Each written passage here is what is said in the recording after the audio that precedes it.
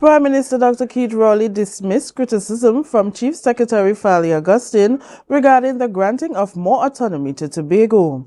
Augustine had stated that Dr. Rowley failed Tobago during his time in office by not granting the island what it sought.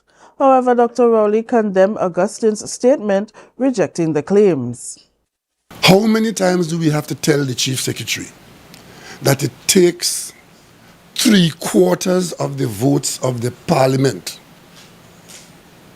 to amend the section of the Constitution that will provide this autonomy that he is talking about?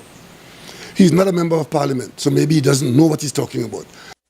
Dr. Rowley accused Augustine of making unfair criticisms of his government while overlooking the role played by the opposition in the matter. If he wants to engage the issue, you notice he stays very far from talking about those who did not support it, because those are his friends.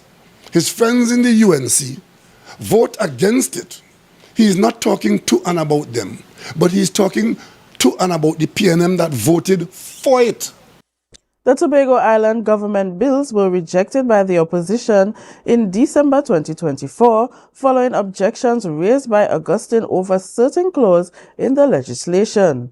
Dr. Rowley argued that the bills would have granted Tobago several of its key requests, including a 6.8% share of the national budget and lawmaking powers in specific areas. He stated that this was an arrangement fully supported by his government. And it has been done like that since the Robinson days, when they had 33-3 in the Parliament. 33-3 in the Parliament, there was a 3/4 majority. I didn't see any breakneck speed to make the change that Mr. Augustine is talking about. Now that you don't have it, you're demanding it of somebody who doesn't have it. That is just folly. Dr. Rowley labeled the remarks as an offensive attempt to deceive Tobagonians as election approaches. The Chief Secretary has yet to respond to requests for comments on the matter.